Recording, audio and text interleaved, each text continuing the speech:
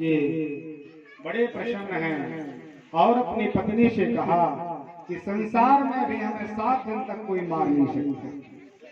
ये अंतर रहता है भगवान की शरणागति और भगवान से विमुख होने। यदि कोई साधारण व्यक्ति को पता चलता कि हम तो केवल 7 दिन के मेहमान हैं, तो हमारा शरीर की विचित्रता बढ़ जाती है, अनेक प्रकार से झटपटाहट बढ़ जाती, परेशान होने लगता। अब क्या करें, कहाँ जाए, अब हमें कैसे कौन बचाएगा, और अनंत प्रयास करना प्रारंभ कर देता है। फिर महाराज संसार का कोई डॉक्टर आपको हाथ नहीं लगा पाता, अनंत विभूति अनंत स्त्री भी आपके साथ नहीं देती। जब आना होगा कितना भी प्रयास करें, लेकिन जो भगवान की चरण शरण ग्रहण करने वाले भक्त हैं वो ऐसे प्रसन्न हो जाते हैं। उन्मत्त चाल में महात्मा परीक्षित भी निमग्न हो गए कि हम 7 दिन तक मर नहीं सकते। महात्मा गुरु जी ने हमें कोई श्राप नहीं दिया, आशीर्वाद दिया है कि महाराज 7 दिन की अवधि आपको है, और कोई प्रयास नहीं किया। विचार करें, सम्राट थे, अनंत यज्ञ अनुष्ठान आदि अपने घर में करा सकते थे, कई प्रकार के आयोजन वो खुद कर सकते थे, कोई संपत्ति की कमी तो थी नहीं। लेकिन यहाँ महात्मा ने विचार किया कि अब तो जो परमात्मा को करना है, और सभी प्रकार के अपने राजसी चिन्हों का त्याग करके महात्मा गंगा मैया के पास आए। बोल गंगा मैया की जय। गंगा मैया का पावन पुनीत वह तट हस्तनापुर, आजकल जिसे अपन दिल्ली बोलते हैं, दिल्ली और हरिद्वार के बीच में शुकताल क्षेत्र है। आप लोग कई लोग गए होंगे, वहां महात्मा सुखदेव स्वामी ने सबसे पहले भागवत जी की कथा गाई। वटगत का सुंदर वृक्ष है। महात्मा सम्राट परीक्षित जी ने गंगा जी में स्नान किया और हाथ जोड़ लिए भगवान के चरणों में और कहा, प्रभु आपने गीता में कहा था, धर्म सर्वधर्मान्य परित्यज्य मामेकं शरणं व्रज अहं वा सर्व पापेभ्यो मोक्षामि मा शुचः। सर्व धर्म का परित्याग करके जो मेरी शरण में आ जाता है उसको मैं मोक्ष पद प्रदान कर देता हूँ, इसमें कोई संदेह नहीं। इसलिए महाराज आप जाने, हमें तो न भजन आता है, न हम पूजा की विधि जानते हैं, न मुझे ये ज्ञान है कि हम कैसे मुक्त होंगे।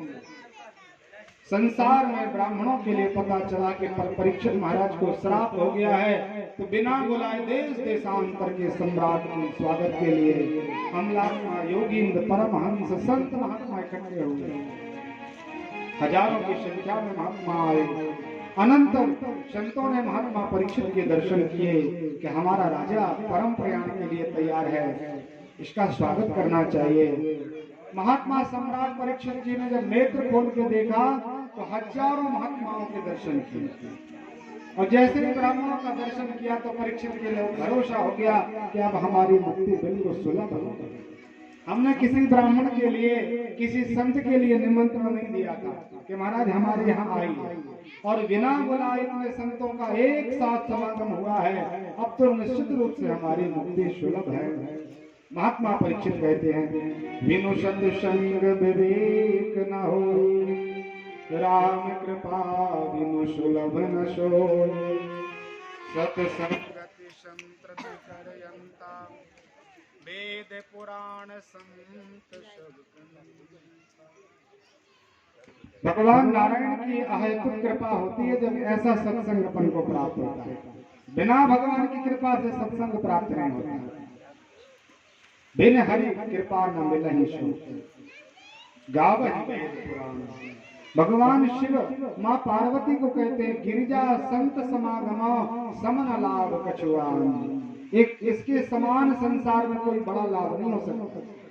और महाराज जी आप लोगों ने इतनी संख्या में आकर के हमें दर्शन दिया, हमारा जीवन तो कृतकृत हो गया, दंडवत प्रणाम किया। अब सब महात्माओं ने विचार किया अब हमें कोई उपाय करना चाहिए परीक्षित को मुक्त करने के लिए। तो सबने अपने अपने विधि का आयोजन किया, अपने अपने मार्ग बतलाए। कोई महामृत्युंजय, कोई सबचंडी आदि का विवेचन करने लगा। लेकिन विचार आया महाराज हमें थोड़ा संदेह है, प्रत्येक व्यक्ति के अपने अपने उपाय जो थे उनके थोड़ा सा संदेह था। क्या हो सकता है महाराज अपन करें महात्मा परीक्षित मुक्त ना हो तो क्या होगा? इस प्रकार का संदेह सबके बीच में था। अनंत महात्मा विश्वामित्र वशिष्ठ देवलक्ष्मी अत्रि महाराज विराजे हैं। व्यास जी महाराज स्वयं विराजे हो वहाँ, और देखते ही देखते महाराज हजारों संतों के बीच में एक युवान बालक प्रकट हो गया। तत्रा भवत भगवान, भगवान का स्वरूप धारण करके महात्मा सुखदेव स्वामी, तत्रा भवत भगवान वासुदेव मनोव्रता, भगवान वासुदेव नारायण ने विचार किया कि हमारे परीक्षित के लिए एक बार गुरुपुत्र अश्वत्थामा ने ब्रह्मास्त्र का संधान किया था, और उस ब्रह्मास्त्र के संधान के द्वारा ये मर जाता, लेकिन मैंने कहा आप तो चक्रो, शास्त्र से रक्षा और शस्त्र की शस्त्र से रक्षा भगवान ने की। वहां ब्रह्मास्त्र चलाया तो परमात्मा ने अपनी गदा से रक्षा कर ली, और यहाँ परीक्षित को मारने के लिए महात्मा संगी बाबा ने बाघ अस्त्र चलाया, वाणी का बाण चलाया। तो प्रभु ने विचार किया यहाँ सुदर्शन भी काम करने वाला नहीं है, आज सुदर्शन से भी परीक्षित की रक्षा नहीं हो पाएगी, क्योंकि पंडित जी ने श्राप दिया है। इसलिए वाणी का काट वाणी के द्वारा करना चाहिए। तो वाणी के द्वारा जो बाण चलाया गया था उसको काटने के लिए भगवान स्वयं सुखदेव के रूप में प्रकट हो गए। बोले सुखदेव महाराज की जय। अलक्ष लिंगो निज लाभ तुष्टो भतस्य वाले रवधूत वेशा। भगवान सुखदेव स्वामी की विभूति देखिए, बड़ा सुंदर दिव्यांग विग्रह भगवान का, एक अंगुल की कॉपी भी धारण नहीं की, दिगंबर है। तो अज्ञान बालक और वधूटियां गांव के ग्वाले विचार करते ये कैसा बाबा, इसने तो कपड़े भी नहीं पहने। तो उनको परेशान करने के लिए पीछे भागते चले जा रहे थे। महात्मा सुखदेव स्वामी भगवान के ध्यान में निमग्न थे। यहाँ जब महात्माओं ने देखा कि महाराज सुखदेव स्वामी आए तो सबने दंडवत प्रणाम किया, सब खड़े हो गए।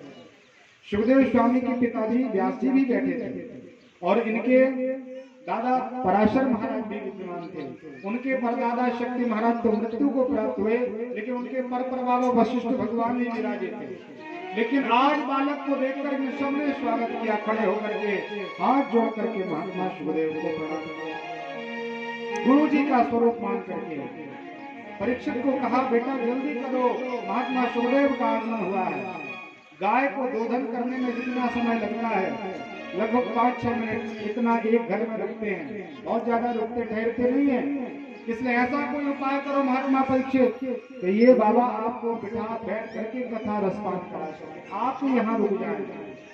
सम्राट परीक्षित जी खड़े हुए, और जब सम्राट ने प्रणाम किया तो जो छोटे छोटे बच्चे उनको परेशान कर रहे थे, उन लोगों ने विचार किया हमारा राजा प्रणाम कर रहा है, ये तो पहुंचे हुए संत हैं। तो सब बच्चों ने भी महात्मा सुखदेव को प्रणाम किया, अपने अपने स्थान के लिए सब बच्चे चले गए। और परीक्षित जी महाराज ने केवल एक ही प्रश्न किया कि महाराज आप तो ये बताइए कि मरण धर्मा व्यक्ति को, जो व्यक्ति मरने तरफ जा रहा है, हमारे शरीर का धर्म क्या है? मरना। प्रतिदिन हर क्षण हल पर अपन मरने तरफ चले गए, खिसकते चले गए, मृत्यु तरफ बढ़ रहे हैं। इसलिए महाराज जो म्रियमाण मनुष्य हैं, ऐसे मरने वाले व्यक्तियों के लिए भगवान को मिलने का साधन क्या है? ऐसा उत्तमोत्तम प्रश्न सुनकर के महात्मा सुखदेव स्वामी निमग्न हो गए।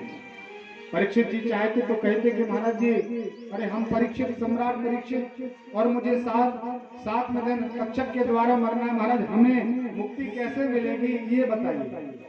तो स्वयं के लिए प्रश्न महात्मा परीक्षित ने नहीं किया, संसार के व्यक्तियों के निमित्त और परमात्मा के मिलन के लिए प्रश्न किया। इससे बड़ा कोई प्रश्न नहीं होता। भगवान को मिलना हो जाए तो जिस संसार के सब शेष जो बचे हैं वो अशेष हो जाए, फिर कुछ मिलना शेष नहीं रह जाता, फिर कोई देखना शेष नहीं रह जाता, फिर कोई गाना शेष नहीं रह जाता। इसलिए महाराज हमें परमात्मा से मिलने का उपाय बताइए। भगवान सुखदेव स्वामी प्रसन्न हुए और तत्काल प्रवचन प्रारंभ कर दिया। यहाँ श्री सूजी महाराज भागवत की 2 स्कंद में प्रवेश किए। बरियानेश दे कृष्णा कृतं लोक हृतं नृपा आत्मविद सम्मतां पुंसां श्रोतव्या विषया परा। हे राजन, हे कृष्णा बरियानेश, आपका जो कृष्ण है उत्तमोत्तम श्रेणी का है। हम आपके कृष्ण से प्रसन्न हुए, चिंता मत करिए राजन। तस्मात् भारत विश्वात्मा भगवान हरीश्वरा श्रोतव्या कीर्तितव्यस्य स्मर्तव्या शुचे।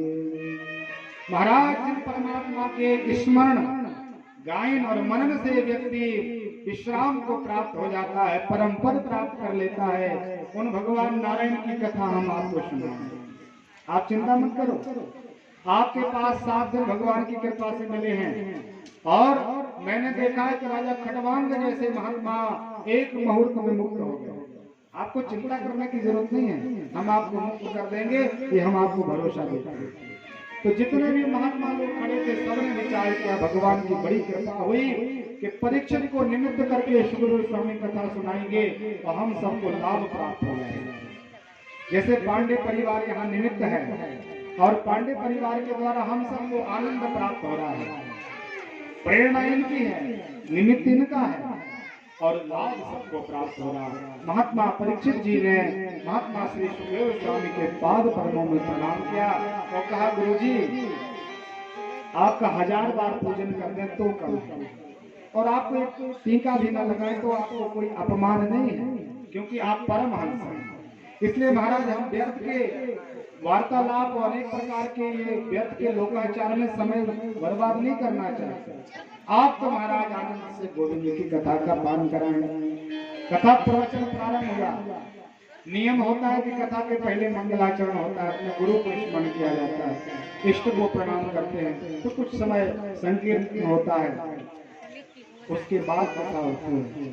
लेकिन भगवान श्री सुखाचार्य जी महाराज के लिए परीक्षित का प्रश्न इतना उत्तम लगा कि न तो कोई भगवान का संकीर्तन हुआ, न कोई किसी प्रकार का मंगलाचरण हुआ, और जैसे गीता जी में सीधे धर्म क्षेत्रे कुरुक्षेत्रे समवेता उसमें कोई मंगलाचरण नहीं, सीधा संजय वाचो धृतराष्ट्र वाचो।